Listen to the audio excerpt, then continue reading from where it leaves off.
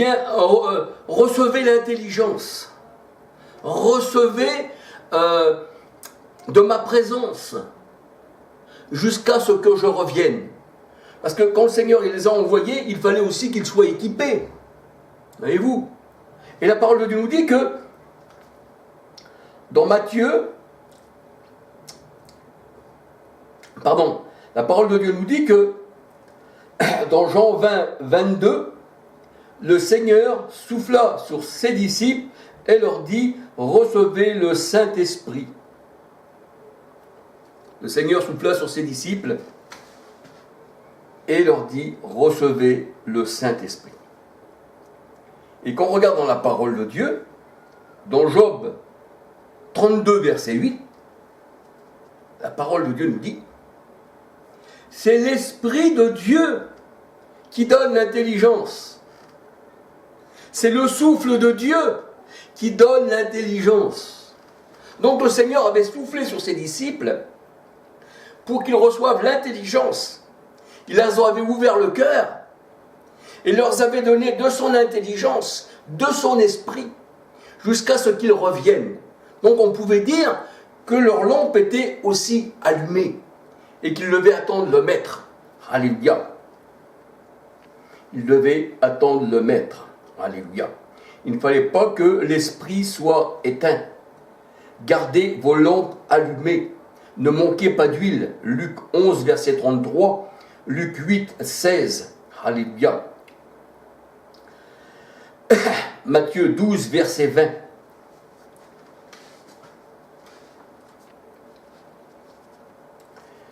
Et nous savons aussi que quand le Seigneur a soufflé sur ses disciples, quand il a dit « Voici, recevez le Saint-Esprit, recevez donc mon intelligence », Job 32, verset 8.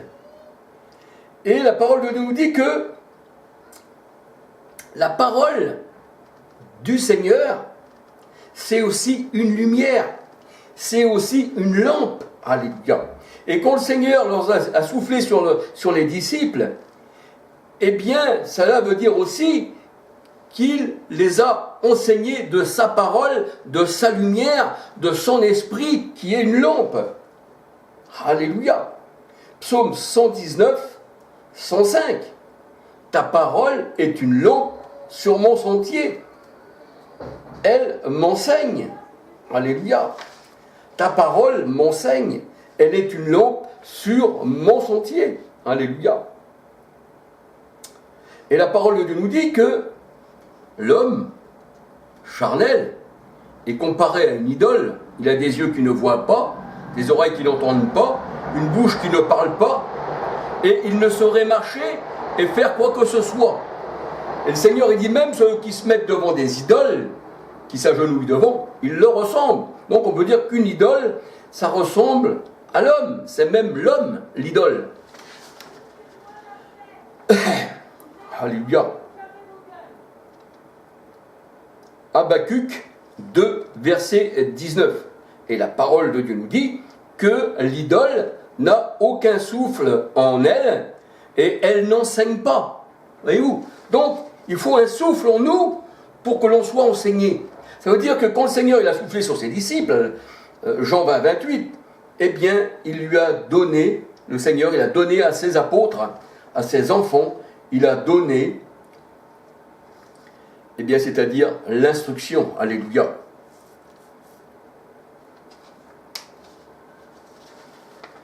Et c'est pour ça que Job 32, verset 8 nous dit que c'est le souffle du Tout-Puissant dans l'homme qui donne, eh bien, l'intelligence.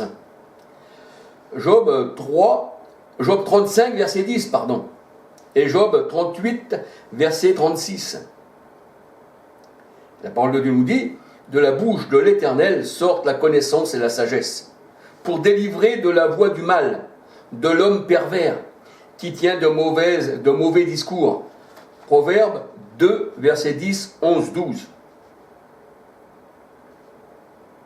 Et si les disciples n'auraient pas reçu eh bien, cette intelligence, ce souffle du Tout-Puissant, cette lumière, eh bien, ils n'auraient rien pu faire d'eux-mêmes. Voyez-vous, il fallait la pensée du Christ, 1 Corinthiens 2, versets 12 à 16. Il fallait le souffle du Dieu Tout-Puissant sur ses disciples pour qu'ils puissent évangéliser, qu'ils puissent partir en campagne de faire des choses à la gloire du Seigneur. Parce que le Seigneur disait, sans moi vous ne pouvez rien faire. Alléluia. Éphésiens 2, 11. Parce que la parole de Dieu nous dit, tant que la Pentecôte n'était pas arrivée, les disciples n'avaient pas reçu le Saint-Esprit. Pourtant, le Seigneur avait soufflé sur eux. Il fait attendre la Pentecôte. L'Esprit n'était pas encore, parce que Jésus n'avait pas été glorifié. Jean 7, 37 à 41. Et à la Pentecôte, parce que le Seigneur dit à ses disciples, ne vous éloignez pas de Jérusalem, vous recevrez une puissance, celle de l'Esprit Saint, survenant sur vous, et là vous serez mes témoins jusqu'aux extrémités de la terre. Alors on voit ceci dans Acte 2, versets 1 à 21. Et c'est là que le Seigneur est venu dans les cœurs. Alléluia. C'est à la Pentecôte. Eh oui. Là, c'est dans les cœurs, c'est rentré, c'est dans le cœur. C'est pour ça que la parole de Dieu, elle dit que vos cœurs, soient illuminés de Christ. Christ est ma lumière, il a mis dans nos cœurs, sa lumière. Alléluia.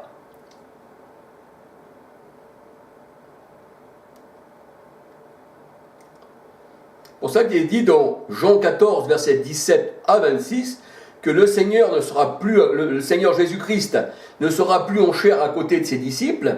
Quand il a soufflé sur eux, bien sûr, il était en chair, il a soufflé sur eux, il a donné de la puissance. C'est un symbole de puissance, le souffle. Un symbole de vie, un symbole de connaissance aussi. Parce que c'est l'Esprit qui fait toutes choses. Alléluia. Et là, le Seigneur, la parole de Dieu nous dit, dans Jean 14, 17 à 26, que l'Esprit qui était en chair ne sera plus en chair à côté des disciples, mais il sera dans les disciples. Jean 14, versets 17-26, et c'est ce qui est arrivé à la Pentecôte. Ils furent tous remplis du Christ. Alléluia. Ils furent tous remplis de sa puissance. Alléluia. Et là, ils pouvaient partir jusqu'aux extrémités de la terre. Alléluia.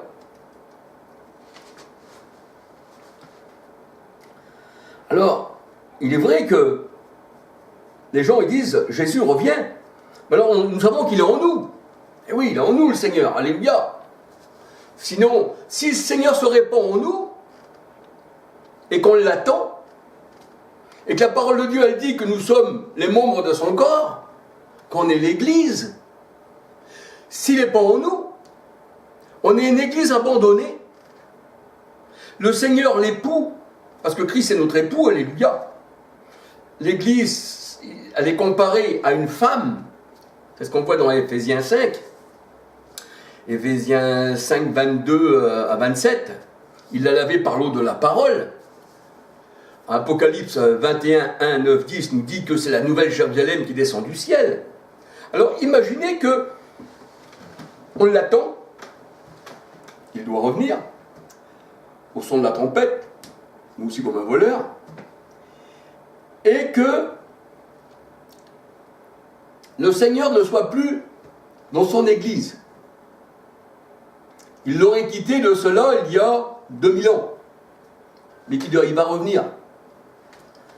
La parole de Dieu, elle dit, sans Christ, on ne peut rien faire. Sans lui, on ne peut rien. Et c'est écrit dans la parole de Dieu, c'est écrit. C'est écrit, alléluia. Dans Jean 15, sans lui, on ne peut rien faire.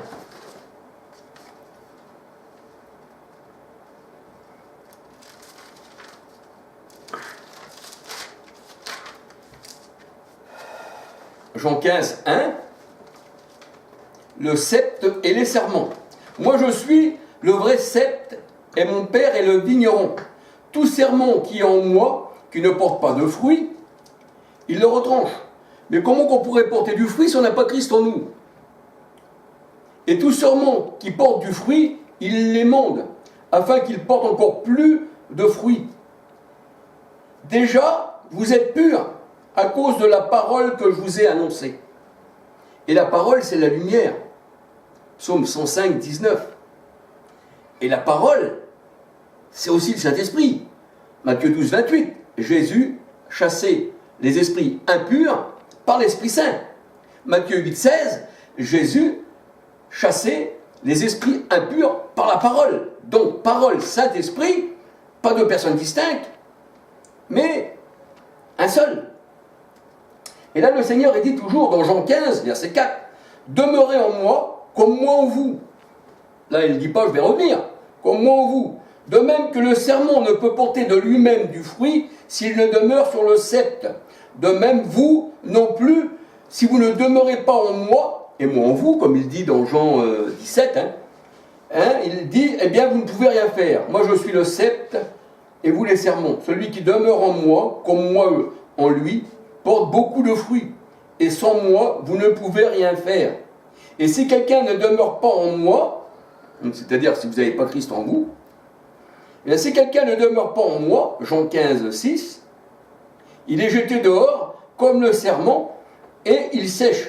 Puis l'on le ramasse, c'est-à-dire on ramasse les serments et on les jette au feu pour qu'ils brûlent. Mais si vous demeurez en moi et que mes paroles demeurent en vous, vous demeurez, si vous demeurez en moi, que mes paroles demeurent en vous, Jean 15, 7, oui.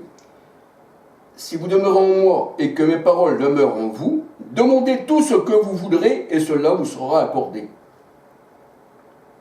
Alléluia. Donc on voit que le Seigneur il dit que sans lui on ne peut rien faire. Et là ça ferait 2000 ans, plus de 2000 ans qu'il serait parti, il ne serait pas revenu. Et là vous faites des miracles, des prodiges, des trucs. Alors ça veut dire que vous êtes un temple vide, mais que vous faites tout de vous-même. Et ce n'est pas la parole du Seigneur. Et non, c'est pas la parole du Seigneur. Ça fait plus de 2000 ans qu'il est parti. Et vous faites tout de vous-même. Je vais chercher mon autre Bible, qui est là-bas. J'aurais voulu encore bien compléter, bien que vous connaissiez ces paroles. Elle est là. Parce que j'ai plus l'habitude avec celle-ci.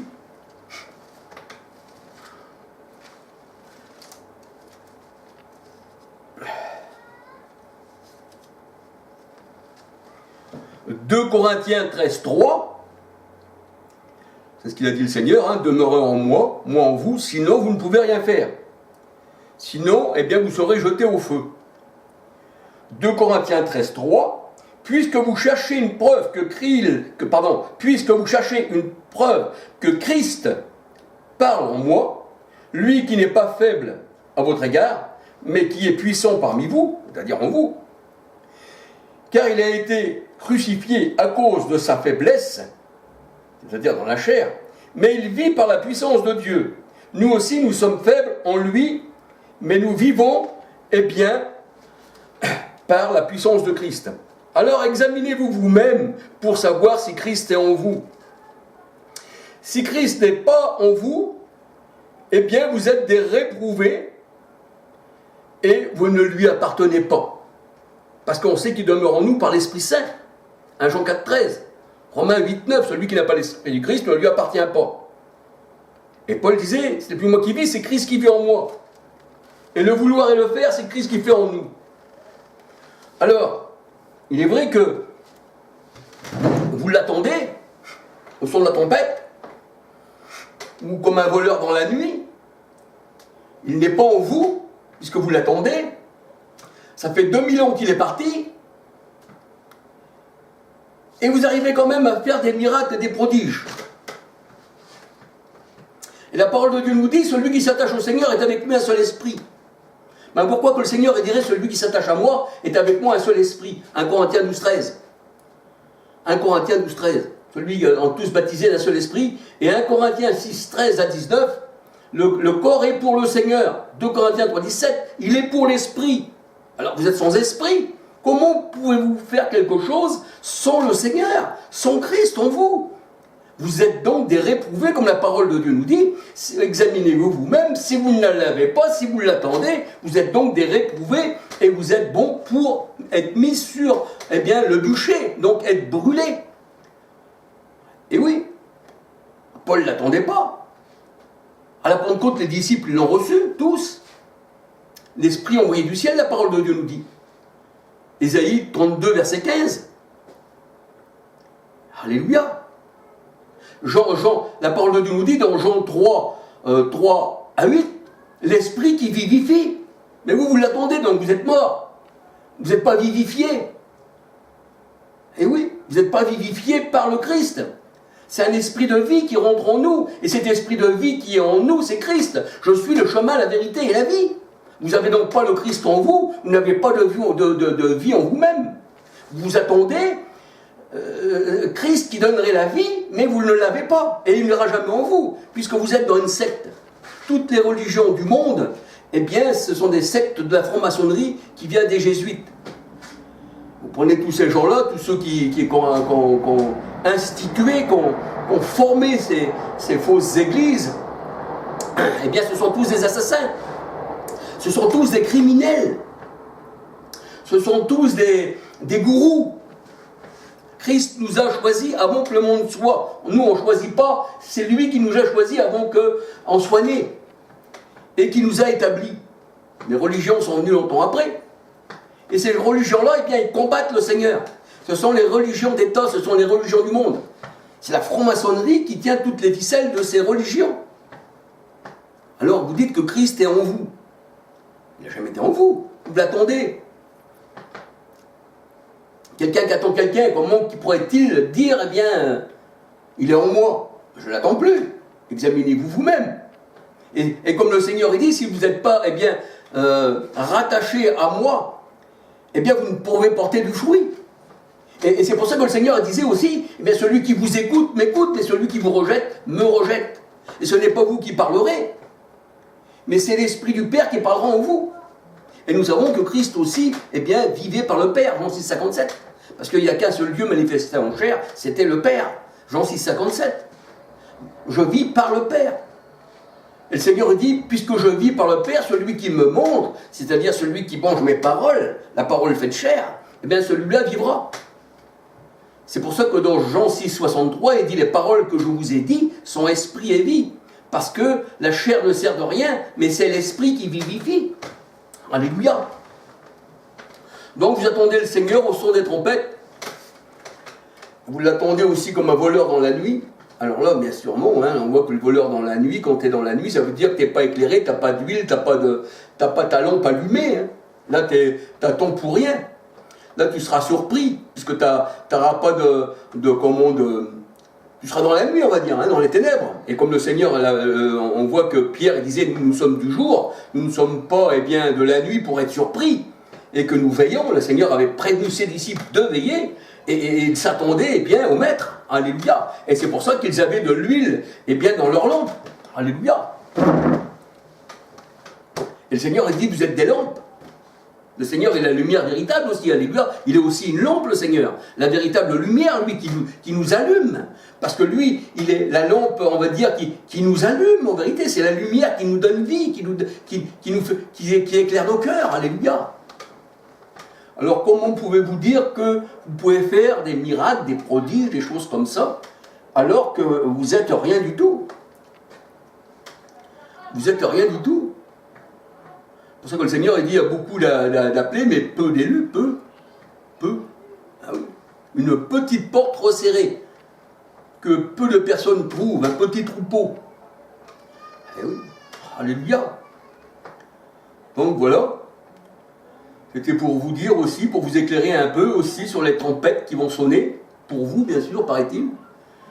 Puis aussi, comme il vient comme un voleur dans la nuit, pour savoir, eh bien, accordez vos violons, parce que je vois que ça ne va pas trop bien.